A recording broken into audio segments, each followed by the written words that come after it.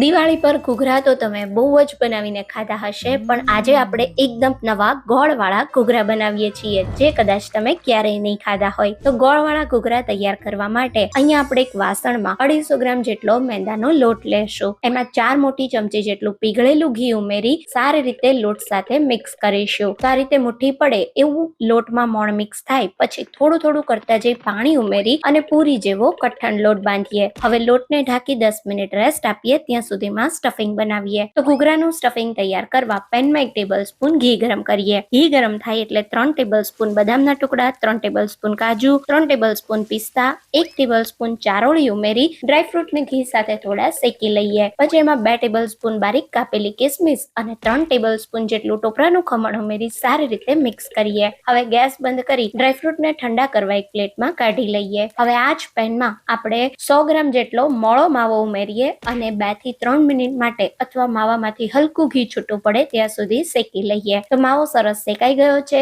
એક બાઉલમાં કાઢી ઠંડો થવા દઈએ. હવે ફરી આ જ પેનમાં આપણે 2 ટેબલ સ્પૂન ઘી ગરમ કરીએ. એની અંદર અડધા કપ જેટલો ઝીણો રવો ઉમેરી સારી રીતે રવાનો દાણો થોડો ફૂલે ત્યાં સુધી શેકી લઈએ. તો રવાનો હલકો કલર બદલાય અને દાણો થોડો શેકાઈ જાય એટલે ગેસ બંધ કરી શેકેલા રવાને કમ્પ્લીટ ઠંડો થવા દઈએ. હવે સ્ટફિંગ તૈયાર કરવા એક મોટા વાસણમાં ઠંડો થયેલો શેકેલો રવો, શેકેલા ડ્રાય ફ્રૂટ્સ સાથે આપણે શેકેલો મોળો માવો અને અહીંયા આપણે 60 ગ્રામ જેટલો ગોળ ઉમેરી દેશું. સાથે 1 ટીસ્પૂન એલચી પાવડર ઉમેરી બધી જ વસ્તુને સારી રીતે મિક્સ કરી દેશું. તો ઘૂઘરાનું ટેસ્ટી સ્ટફિંગ તૈયાર છે. હવે ઘૂઘરા બનાવવા બાંધેલા લોટને થોડો મસળી પૂરી જેવડા લુવા કરીએ. એક લુવાને લઈ મીડિયમ થી પૂરી વણી લઈએ. ઘૂઘરા વાળવાની પહેલી રીતમાં આ રીતે ઘૂઘરા મોલ્ડ લેશું. એની અંદર પૂરીને રાખીએ. ત્યારબાદ 1 ચમચી જેટલું સ્ટફિંગ ઉમેરી કિનારીઓ પર હલકું પાણી લગાવી મોલ્ડને પેક કરી દેશું. એક્સ્ટ્રા લોટ કાઢી લઈએ. ખૂબ સારી રીતે ઘૂઘરા વળાઈને તૈયાર છે. હવે જો મોલ્ડ ના હોય તો ઘૂઘરા વાળવા માટે